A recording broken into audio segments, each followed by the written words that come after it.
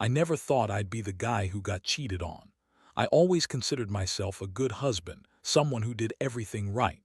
I supported my wife, Julia, during one of the toughest times in her life. Her father was dying from cancer. I was there for every appointment, every late-night hospital visit, and every tearful moment. I sacrificed my own needs, my work, and even my social life to be by her side. But as the dust settled after her father's funeral, I started to notice cracks in our relationship. Julia had always been a bit self-centered, but the way she carried herself after the funeral felt different. Her laughter seemed too loud, her smile too wide. It was as if she was trying to mask something deep down, something she didn't want anyone to see. Her long hours at work turned into late nights out with friends, and my gut told me something was off. I remember the night I discovered the truth. I was at home, scrolling through social media, when a notification popped up. A mutual friend of ours, David, had posted a photo on Instagram that caught my eye. It was a picture of Julia, looking happy and carefree, her arm draped around someone who wasn't me. My heart dropped as I squinted at the screen. The man beside her was someone I had seen once or twice, Tom, a guy from her work. I felt a surge of adrenaline course through me and my mind raced. I clicked through the comments and there it was, buried beneath a sea of cute couple. And love this.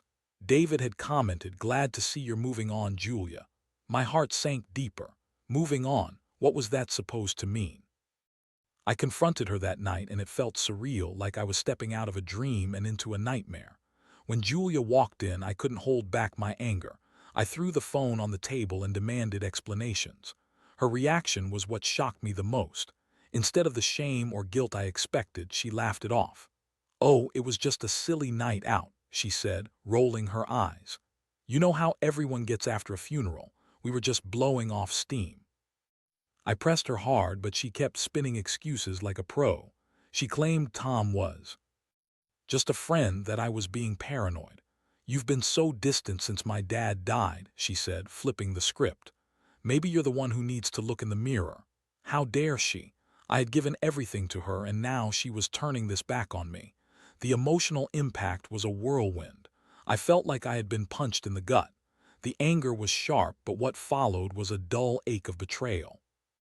I couldn't believe the woman I married, the one I cared for through the hardest time of her life, was lying to me. I replayed every moment, every kind gesture, every late-night conversation. Were they all fake? Did she ever love me at all? As I sat on the couch, staring at the wall, I felt utterly lost. My heart was heavy with a mix of sadness and disbelief. It was a sinking feeling, like being submerged in a pool of dark water. I had always seen us growing old together, but now everything felt shattered, just like my trust. I knew then that I had to make a decision. I could either try to salvage the wreckage of our marriage or cut my losses and move forward. But how could I stay with someone who had betrayed me so blatantly? I needed time to think, to process my emotions, and to figure out what I wanted. This was just the beginning of a long journey. Little did I know, my next steps would lead me down a path I never anticipated, one filled with unexpected twists and turns. I spent the next few days in a state of emotional turmoil. The world outside my window felt surreal. Life was moving on as if nothing had changed. Friends were posting about their mundane lives, while I was stuck in a tempest of confusion and heartache. I felt like I was on an island, isolated from everyone. Julia, on the other hand, continued to act as if nothing was wrong. She went about her days, seemingly unfazed, while I was drowning in a sea of doubt. I decided to do some digging on my own. I wasn't about to confront her again without solid evidence. The first step was checking her phone. I knew it was wrong, but my heart was screaming for answers. She left it on the kitchen counter one afternoon, and I hesitated only briefly before picking it up. There it was, a string of messages between her and Tom that made my stomach turn. They were flirty, filled with emojis and inside jokes that I wasn't a part of. "Can't wait to see you again, babe." One of the texts read. My heart raced as I read through more of them. They had met up for drinks multiple times, and it was clear that there was more going on than just friendship. I felt a wave of nausea wash over me. I had been there for her when her father was dying, and this was how she repaid me. It was infuriating. Later that evening, as I paced around the living room, my mind racing, I realized I couldn't allow this betrayal to go unanswered. I was done playing the victim. I had to confront her again, but this time with evidence. The thought of how I would approach this confrontation made my palms sweat. I decided to wait until she returned home from yet another late work meeting. When Julia finally walked through the door, I had already set the stage. I was sitting on the couch, arms crossed, the tension palpable in the air. She glanced at me, her brow furrowing slightly. "What's wrong?" she asked, feigning concern. I pulled out my phone and opened the messages. "Oh, I don't know, maybe this," I said, my voice steady but low. Her face went pale as she saw the screen. For a moment, silence enveloped us. The only sound was the ticking of the wall clock, marking the seconds of her impending fallout. "What? That's not what you think," she stammered, desperately trying to backpedal. "It was just harmless fun. You're overreacting." "Harmless fun?" I echoed, incredulous. "You were texting him like you're in a relationship. Who are you trying to fool?" Her defense turned into something darker. "You've been such a drag since my dad died. I needed someone to talk to, someone who actually listened. You were so wrapped up in your role as the supportive husband that you didn't notice me falling apart." It was surreal. I was the one who had been supportive, the one who held her hand through the darkest days. "You could have talked to me," I yelled, frustration boiling over. "But instead you chose to cheat on me with him. How could you do this?" She stood there looking a mix of defensive and guilty. "I didn't mean to hurt you, it just happened. Just happened." I couldn't believe what I was hearing. "You don't just fall into bed with someone. You made a choice, Julia."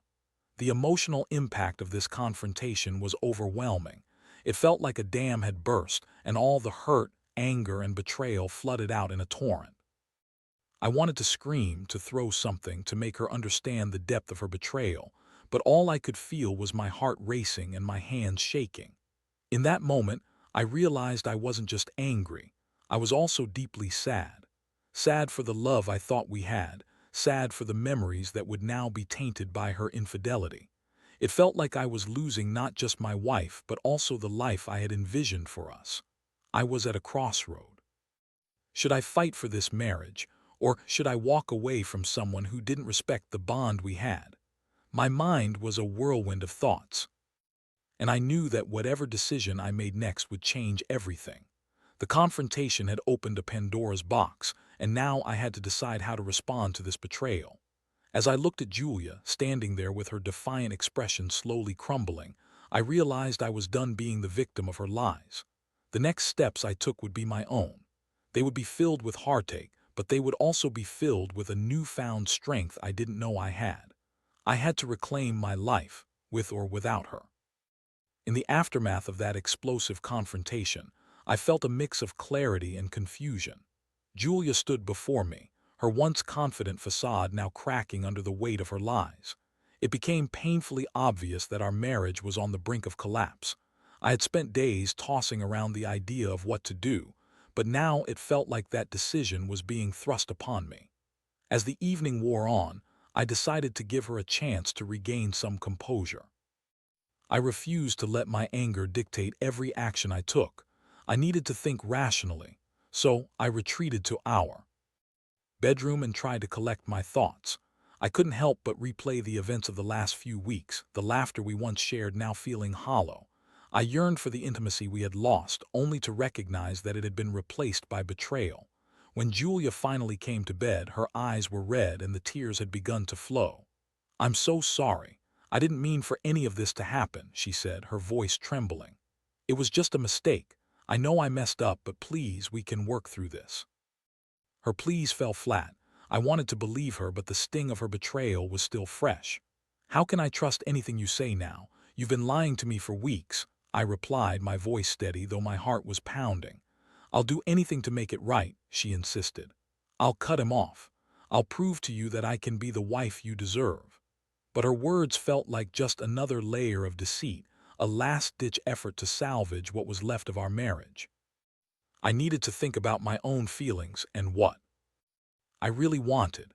The truth was, a part of me wanted to scream and throw her out, but another part longed to cling to the life we had built together. I felt torn, unsure if a mere apology could mend the wounds she had inflicted. Over the next few days, I kept myself busy with work and time spent with friends. I found solace in their company, leaning on them for support. They didn't know the intimate details of my situation, but they could see I was struggling. "You deserve better, man," one friend told me as we shared a beer one evening. "Nobody should have to deal with that kind of betrayal." His words resonated with me. It was becoming more apparent that I needed to take my own feelings seriously. I returned home to an empty house, echoes of the laughter we once shared hanging in the air like a ghost. I could hear Julia moving around in the kitchen, the scent of something she was cooking wafting through the air. It felt surreal. Was I really considering giving this a second chance? I finally sat down with her to have a heart-to-heart. "We need to be honest with each other," I said, looking her directly in the eye. "I can't just overlook what happened. If we're going to work on this, I need to know you're committed to fixing this, not just saying the words." She nodded, her face earnest. "I am committed. I made a mistake, and I'm willing to do whatever it takes to earn your trust back." "Then tell me everything," I instructed, my voice firm. "I want to know how far it went with Tom. I need to understand why this happened." Julia took a deep breath, and for the first time I saw vulnerability in her eyes. She recounted her encounters with him, the flirtation that had turned into something physical. "It was just a stupid mistake," she repeated, but her voice carried the weight of guilt. "I didn't want it to go that far. It just happened when I felt lonely." Hearing her admit that, in a way, hurt even more. It confirmed my worst fears, that while I was by her side, she was seeking validation and comfort from someone else. It wasn't just a fling, it was a choice she made, and no amount of her tears could wash away the betrayal. But as she spoke, I felt a shift within myself.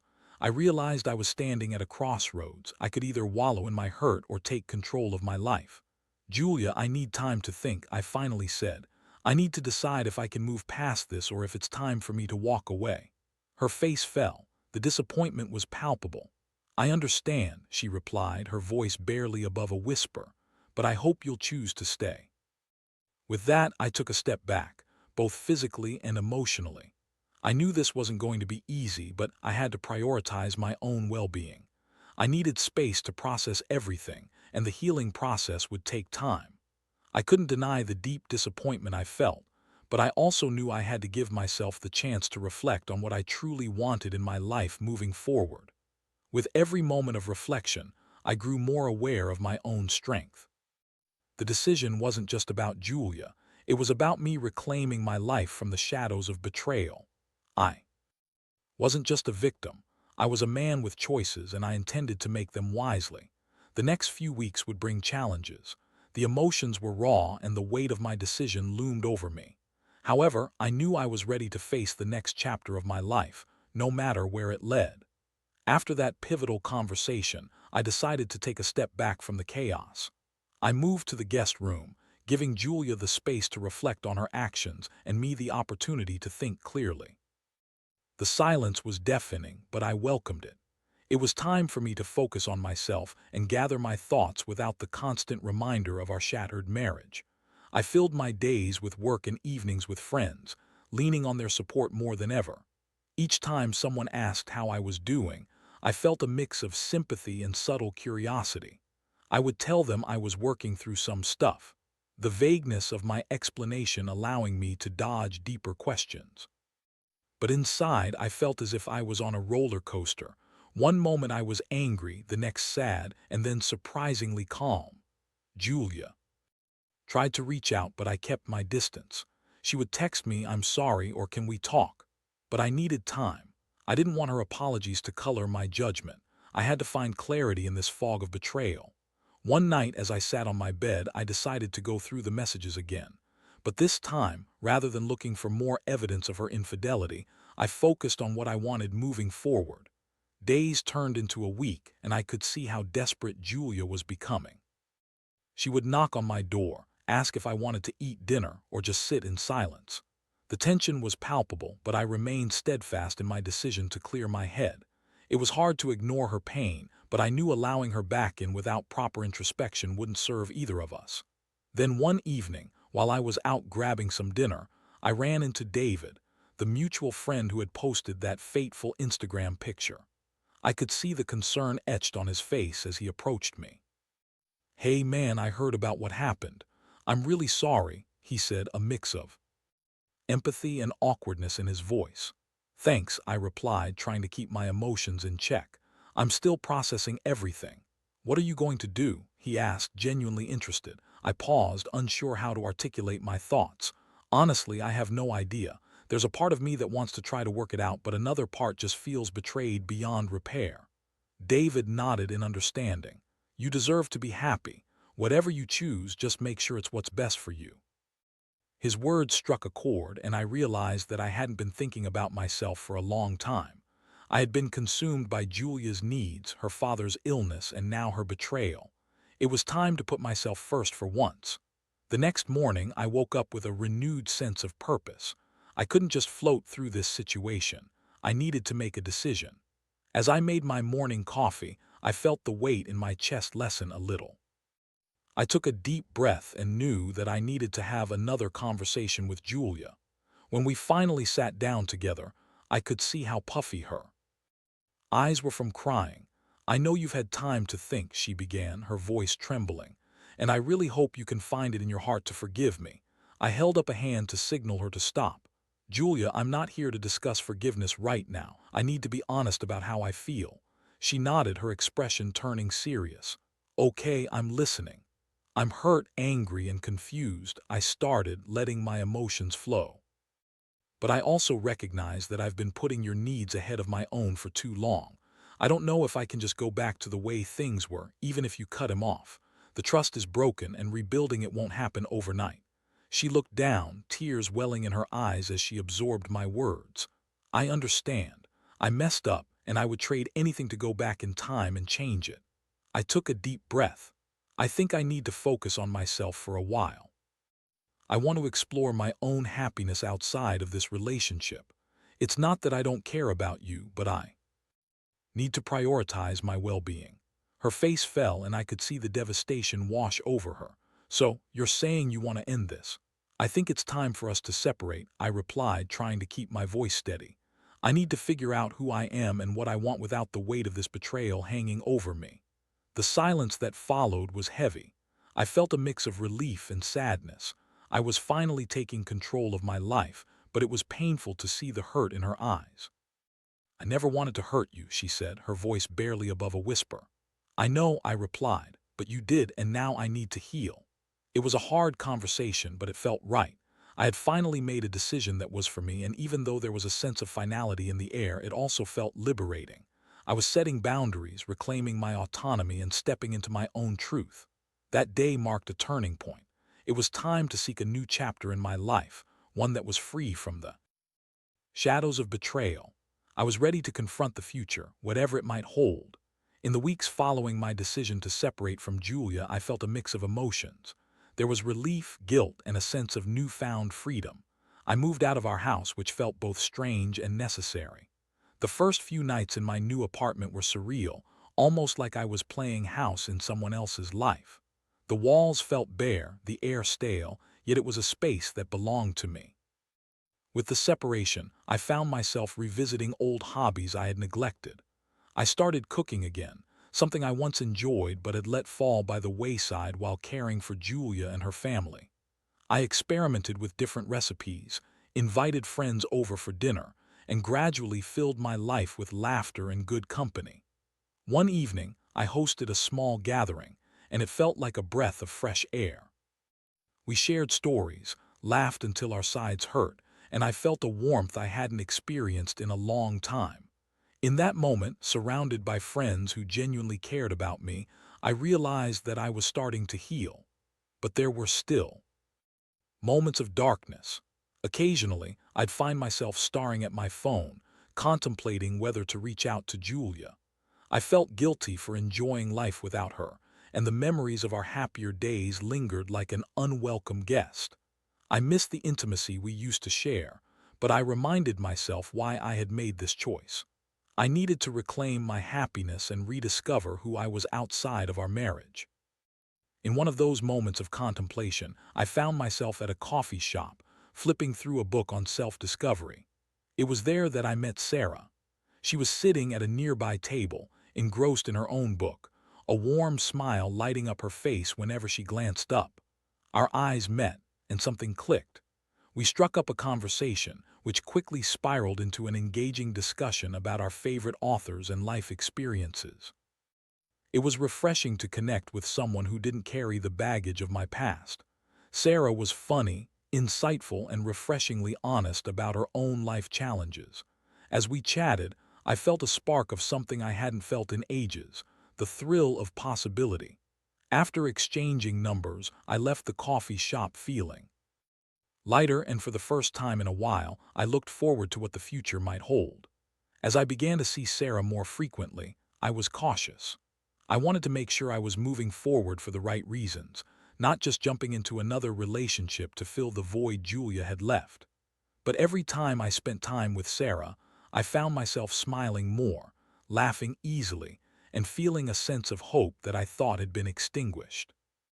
Meanwhile, Julia reached out multiple times, wanting to talk.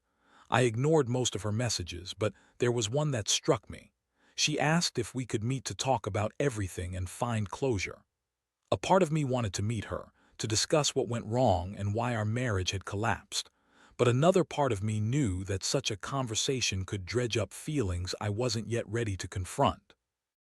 Eventually, I decided to meet her in a neutral coffee shop, somewhere neither of us had ties to, a place where we could both feel a little removed from our past. When I walked in, I spotted her sitting at a corner table, her hands wrapped around a cup of coffee, a nervous expression etched across her face. "Hey," I said, taking a seat across from her. "Thanks for coming," she replied, her voice shaky. The air was thick with unresolved feelings, and I could see the weight of guilt still on her shoulders. "I wanted to talk about what happened," she started, but I quickly interrupted her. "Julia, I think we need to focus on the present and the future rather than rehashing the past. I've made my decision. I need to move on." She looked deflated, and for a moment I felt a twinge of sympathy. "I understand," she said quietly, "but I want you to know that I'm working on myself. I've been seeing a therapist to understand why I did what I did." I nodded, appreciating her honesty, but I knew I couldn't go back. "That's good to hear. I hope you find the healing you need. But for me, I can't go back to being the person I was when we were together." Her eyes glistened with unshed tears, and it pained me to see her like this. "I never wanted to hurt you," she whispered. "I was a mess and I didn't know how to handle my emotions. I'm really sorry." "I know," I replied, trying to keep my voice steady. "But I can't keep being your emotional crutch. I need to prioritize myself now." We sat in silence for a moment, the weight of our shared history hanging between us. I could feel the finality of our conversation sinking in, and I took a deep breath. "I wish you the best, Julia. I hope you find happiness." As I left that coffee shop, I felt a surge of relief. I had finally confronted my past and closed that chapter of my life. Though it was painful, I knew I had made the right choice. The road ahead was still uncertain, but I was ready to embrace it.